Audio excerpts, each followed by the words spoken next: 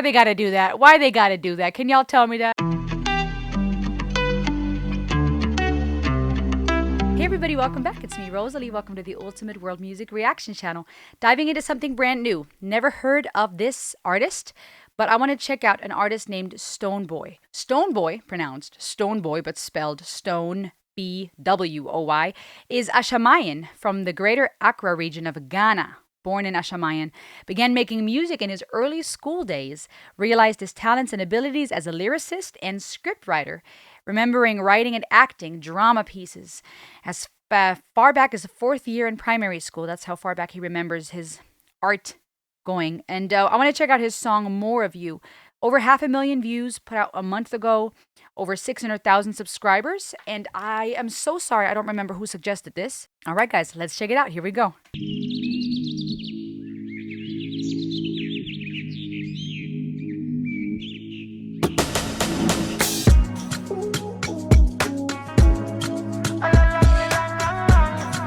Okay.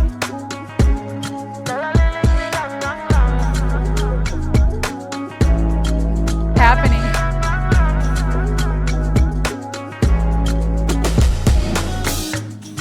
No more with this. Your body the tantalizer. Maggie, you are more picky. Ghanaian CC. Normally we got the finest girls, but you be unique, yeah. Oh, yeah. Baby, you know I can get enough. I want more of you. Baby, you know I can get enough. I want more of you. Oh, yeah. Send me who I'm in die.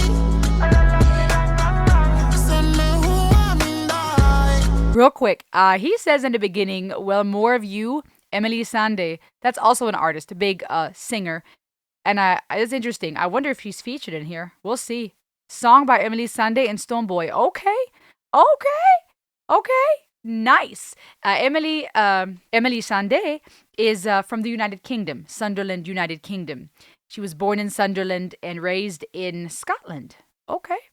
Her English mother and a Zambian father.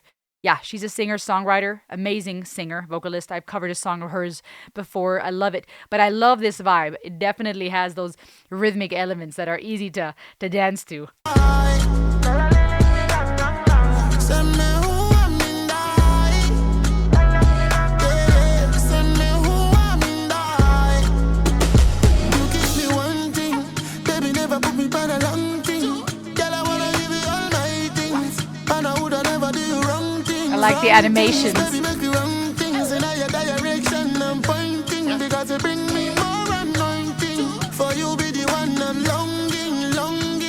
Baby, wine party with him, bounce party with him, rock party with him, and jump party with him. Wine party with him, wine party with him. I love your love.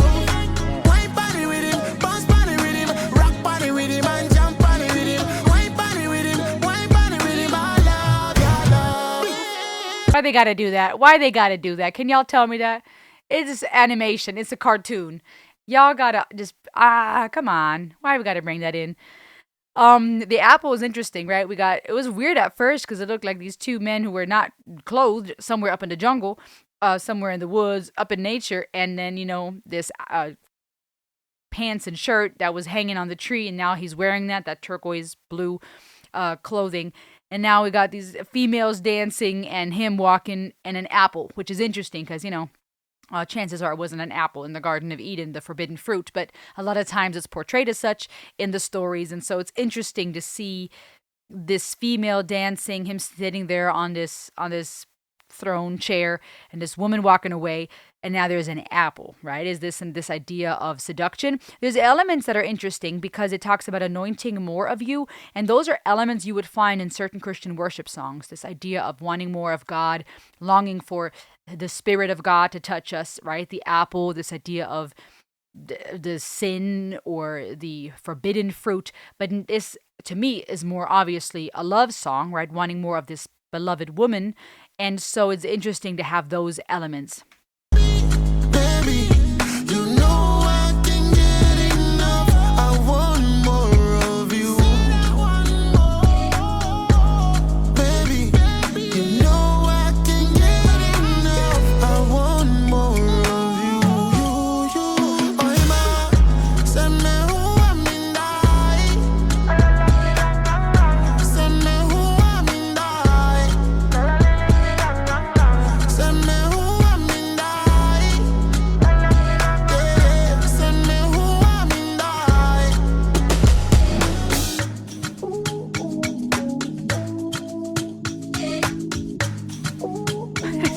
random.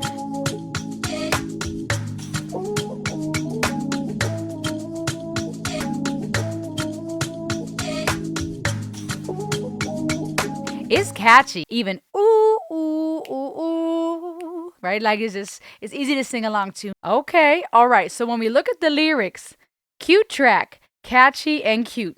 When we look at the lyrics, it says more of you. So the song is by Emily Sunday and Stonebwoy. I didn't hear her like distinctly. Maybe she was, part of the songwriting process and in the background.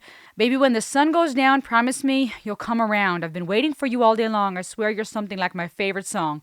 That's really cute. You're so beautiful. I just can't help it. No, I'm feeling so selfish. No lie. There'll be no sharing. You're all mine. Definitely a declaration of love. Just want more of you. Don't make me repeat myself. I don't want nobody else. You're the only one. This can't be wrong. Feels so good. This can't be wrong. You're so beautiful, baby. Side note, I disagree with that. I like going into details in psychology. Just because something feels good doesn't mean it's not wrong. Often it's opposite. When something is forbidden, maybe that apple reference, forbidden fruit in the woods by a tree. When something is wrong, a lot of times it will feel good. For one, because it feels good because we're operating off of our feelings. We know it's wrong. We still do it because it feels good. So that's why it's going to feel good. That's why we're doing it. A lot of times, sometimes the adrenaline of it being forbidden and the fear of getting caught and that excitement adds to the good feeling, but it's wrong. So I don't think that's a true statement, but you find that in some of those love songs and some of those ideas in the world. How can this be wrong, right? We like to tell ourselves that. Because denying wrong and right is easier than facing the fact that we, need to be accountable. But I'm getting serious. You're so beautiful, baby, and you're driving me crazy. You make me so selfish, no lie, but there'll be no sharing. You're all mine. I don't think that's selfish when you don't want to share. I mean, if we're talking unhealthy obsession, yeah, that's not right. But when you want a covenant commitment with somebody, and at least when it comes to that type of intimacy and romance, you don't want to share that. I think a lot of people feel that way, and that doesn't make it selfish. I think that makes it sacred. Okay, if I have a diamond ring that I spent hundreds of thousands on, I'm not going to let everybody wear it. Not, and that could, yes, part of that could be selfish, but part of that could also be that I know its value and it's very dear because I paid high value for that. And when you treasure something highly, it's not common. It becomes sacred, it becomes special, and you want it for yourself. So I think when it comes to those elements, there's two extremes. But anyways, we're getting deep. We're all about music and psychology. So if you were like, I just wanted to chill and check the song out, why is she going so deep? Welcome. Want more of you? Just want more of you. I'm wanting you to live with me for life. Make you be my wifey. That's cute. I've been forcing me to move on with other girls. Said I've been forcing me to move with other girls, but you want me like a trophy. And ever since you got me, girl, you make me a bad man fall forever. I never would have want to be with another. I see a lot of girls. I never bother. Okay, so maybe that's why this other female was walking away, that temptation, that distraction. Take away the Gucci, take away the Prada. I love you more no matter what the weather. And nobody could have never put asunder. I just want to be with you. So maybe that's why this, the other female, I don't know, the female dancing could have been the one he loves or could just be a distraction. Or the one walking away and then that apple, right? The temptation and going, I'm not interested in that. I don't need any of this.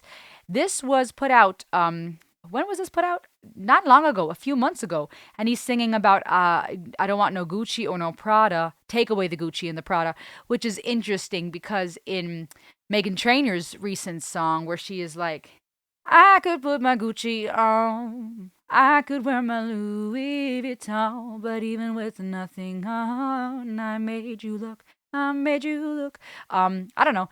That may have inspired that or not. I mean, there's plenty of songs where it talks about Gucci and Prada. Rappers, artists, they like to, use some of those brand names in their songwriting, which might not be a bad way, which can be a smart way at times to become more relevant, right? You want to make your music be heard and radio worthy and stuff. And so using some of those brand names can contribute to that. Cute love song. Yeah, like I said, some of those references that you can find in religious songs and Christian songs, like I Want More of You and the anointing and stuff. That was interesting. Those are the lyrics that I found for that song. So it looks like Stonebwoy and Emily Sunday wrote this song. What's also interesting is that he's laying in the garden bear in a fetal position, almost like birth, right? The way you're cradled up like a baby, and then ends in that position again, almost like birth to death, perhaps. In a garden, beautiful birds chirping in the background. This other person in the garden who then hands him clothes. Was that supposed to be God, right? Because the idea of the Garden of Adam and Eden and God then clothing Adam and Eve, the apple, aka the forbidden fruit. Interesting to use these parallels. Maybe his way of comparing the love for God and the longing for more of God with love for a human being, a woman. Maybe this idea of what if Adam wrote Eve a song, even though I guess the other girl's part wouldn't make sense because there were no other girls at the time in this Garden of Eden. So, yeah, different ways to interpret that, but artistic. What did you think? Let me know in the comments below. As always, like, share, subscribe, and I'll see you on the next ride. Ayo!